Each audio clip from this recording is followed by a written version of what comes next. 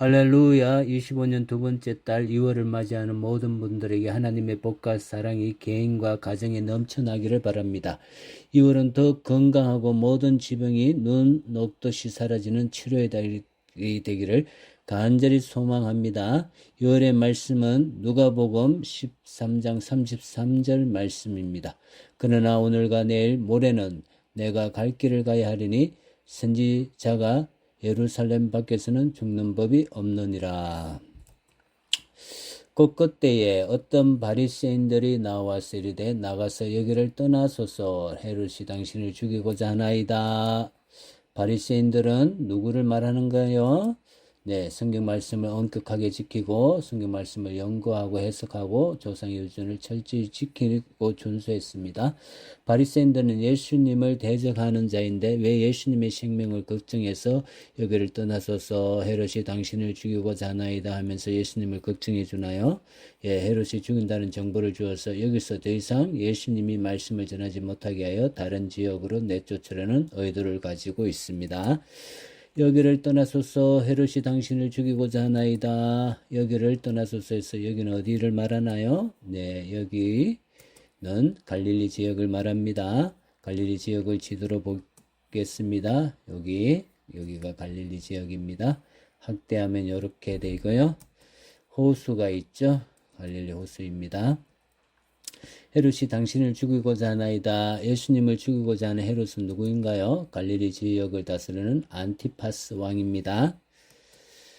헤롯 안티파스 왕은 누구를 죽인 왕인가요? 백성들이 따르고 의지하는 의로운 세례 요한을 죽인 왕입니다.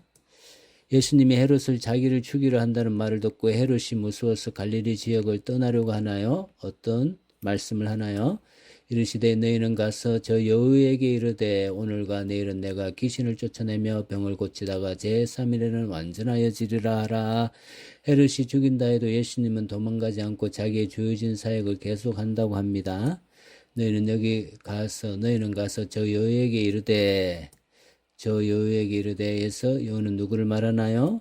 네, 헤롯 왕을 말합니다.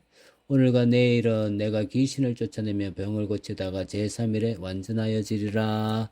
오늘과 내일은 내가 귀신을 쫓아내며 병을 고친다는 말씀은 무슨 뜻인가요? 헤롯 왕이 죽인다고 해도 도망가지 않고 예수님이 평상시 하는 사역을 계속하겠다는 말씀입니다. 제3일에는 완전하여지리라. 제3일에 완전하여진다는 뜻이 무슨 뜻으로 하는 말인가요? 예, 예수님이 죄를 지고 십자가의 고난을 받아 죽고 난 후 3일 만에 부활한다는 뜻입니다. 아무런 죄가 없는 예수님은 거룩하신 하나님이신데 손에 못 박히고 머리에 가시관을 쓴 것은 내가 당할 형벌을 대신 지시고 십자가에서 당하시는 것입니다. 예수님은 무덤에 묻혔습니다. 무덤에 묻히고 죽은 것으로 끝나는 것인가요? 아닙니다. 부활하셨습니다. 그리고 성천하셨습니다. 그러나 오늘과 내일 모레는 내가 갈 길을 가야 하리니 선지자가 예루살렘 밖에는 죽는 법이 없느니라. 선지자가 예루살렘 밖에서는 죽는 법이 없느니라. 무슨 뜻으로 하신 말씀인가요? 헤롯 왕이 갈릴리 지역에서 예수님을 죽이려고 해도 예수님은 예루살렘에 가서 죽는 것으로 예언되었으니 어떤 권세라도 아무리 왕이라도 갈릴리 지역 안에서는 예수님을 죽일 수가 없으니 예수님은 암신하고 자기의 주어진 사역을 하겠다는 것입니다. 예수님은 예언대로 예루살렘에서 죽기로 되었다고 해서 예루살렘에 대해 회개를 선포하고 회개할 기회를 주지 않나요? 자기를 죽이는 예루살렘에 대해서 어떤 말씀을 하시나요? 예루살렘아 예루살렘아 선지자들을 죽이고 네게 파송된 자들을 돌로 치는 자여 암탉이 제 새끼를 날개 아래 모음같이 내가 너희 자녀를 모으려 한 일이 몇 번이냐? 그러나 너희가 원하지 아니하였도다. 예루살렘은 자기를 죽이기로 예언된 예루살렘이라고 해서 회개할 기회를 주지 않는 것이 아니라 회개할 기회를 주고 병아리를 품으려는 어밋 닭처럼 예루살렘을 품으려고 노력을 많이 했다고 합니다. 이렇게 노력을 많이 해서 예루살렘을 선지자를 보내도 안 되고 예수님이 직접 가시는데 예루살렘 어떤 반응을 했다고 하나요? 선지자를 죽이고 파손된 자들을 돌로 치고 마지막으로 예수님까지 죽이는 악한 일을 하였다고 합니다.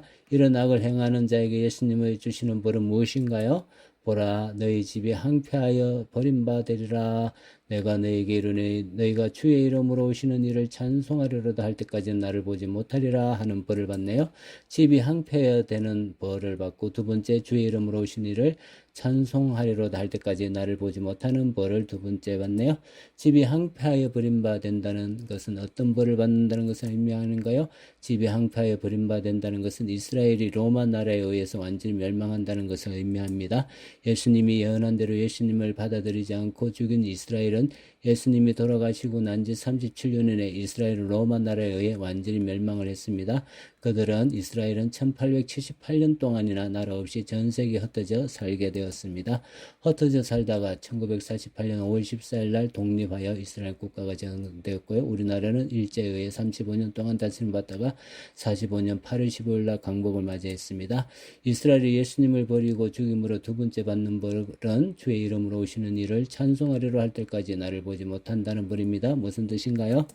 예수님을 성자 하나님으로 모시고 재용삼을 주는 분으로 믿고 그분의 이름을 찬양하면 이스라엘 사람들이 예수님을 만나고 볼 수 있습니다. 그러나 끝까지 예수님을 부인하고 대적하면 예수님 만나는 복을 받지 못하는 벌을 받는 것입니다. 우리 참정교회 성도님들은 집이 멸망하지 않고 우리나라가 멸망하지 않으려면 우리가 예수님에 대해 어떻게 해야 한다고 하나요? 예, 예수님이 하나님이신데 내 죄를 위해서 죽으신 분입니다. 예수님은 무덤에 묻히고 장사되었 지 3일 만에 부활하신 분입니다. 이렇게 믿어야지 벌과 저주에서 벗어나는 것입니다.